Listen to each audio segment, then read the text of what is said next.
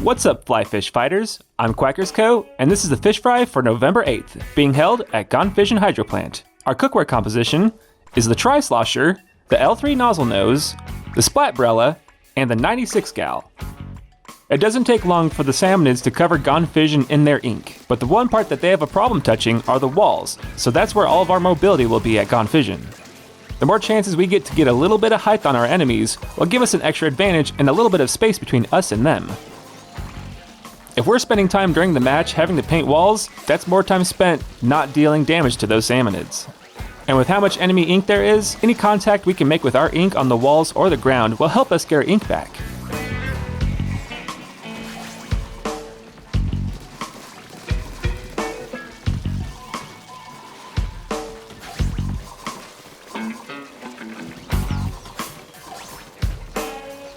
And also for any tied on Fission, steel eels become a high priority target. This map is so small that it'll block a lot of the damage, especially from the Brella and the Tri-Slosher.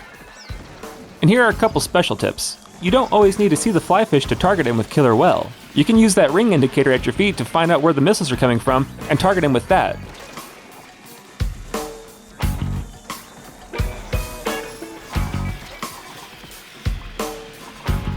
In the crab tank, if you get eaten by a Moz, he only eats the tank.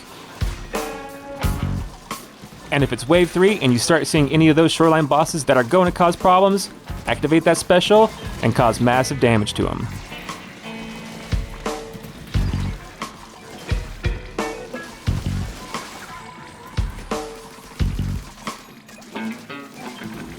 For glowflies and grillers, this corner platform still seems to be working really well. Just remember to keep the turf and walls painted in this corner, because at some points, that might be all you have to grip onto in order to stay alive.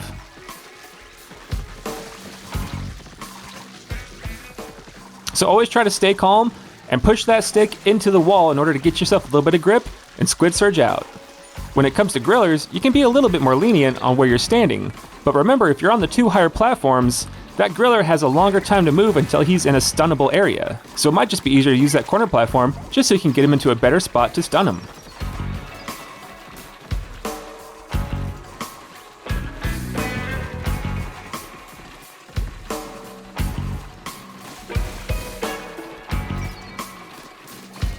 And with these higher platforms on a mothership, try to stay out of the basket area. You will find yourself with tunnel vision getting hit around, and everybody can reach the mothership from those higher platforms. Once we have this whole map painted, our movement options really open up.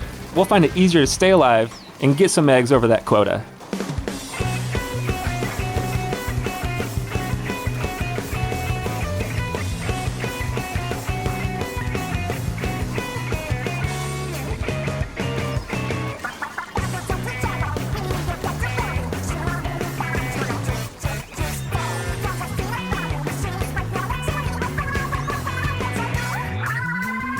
Alright, let's get into the cookware. Our first cooking utensil is the Tri-Slosher. The Tri-Slosher has easily the best turf and wall paintability, and it has just enough range that it can make it over some of these walls to help the spill out over the ramp. But where this weapon truly shines is where you can get a little extra height on your enemies. That way that slosh fall damage causes massive damage to lessers and clears out hordes really quickly.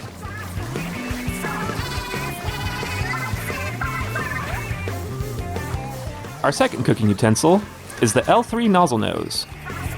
The Nozzlenose's burst fire can be a little finicky for wall painting, but as long as you start moving your camera as soon as you pull the trigger, you can get a little extra efficiency out of it.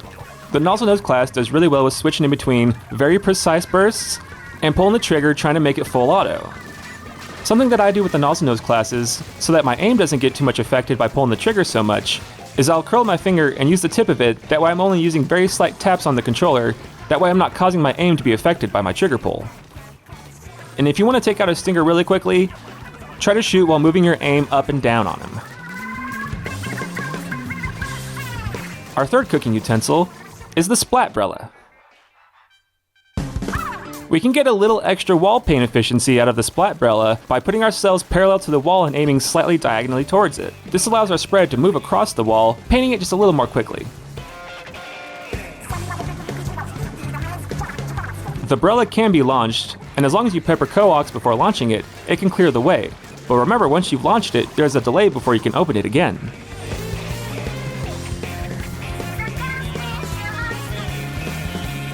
And that Brella does better at blocking boss fire, but when you're going against a Quahog, his attack does have the possibility of going through it. And one of the better ways I found for using the Brella is to make an advantage on the boss and then launch the Brella towards the basket area. This clears up any lessers that might be coming your way now after you drop down to the ground level. And hopefully the Tri-Slosher has taken out lessers, that way you can focus on bosses. Our last cooking utensil is the 96 Gal. The 96 Gal is our backline boss splatting tool.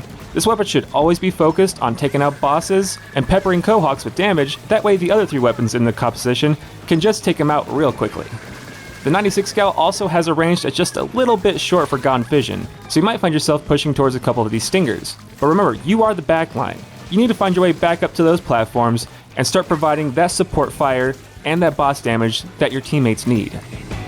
For this composition on an extra wave, it might be best for the L-3 and the 96 Gal to focus their damage on the Kohozuna with the range that they have, and then the Tri-Slosher and the Splat Brella can focus on bosses and lesser control. This might come down to a complete synergy of teamwork on everybody causing damage to the Kohozuna, whilst also providing damage with the egg cannon.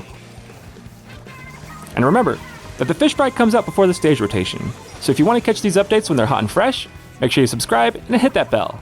And if you want other Grisco employees to receive these tips, make sure you like and share the video. Bye-bye!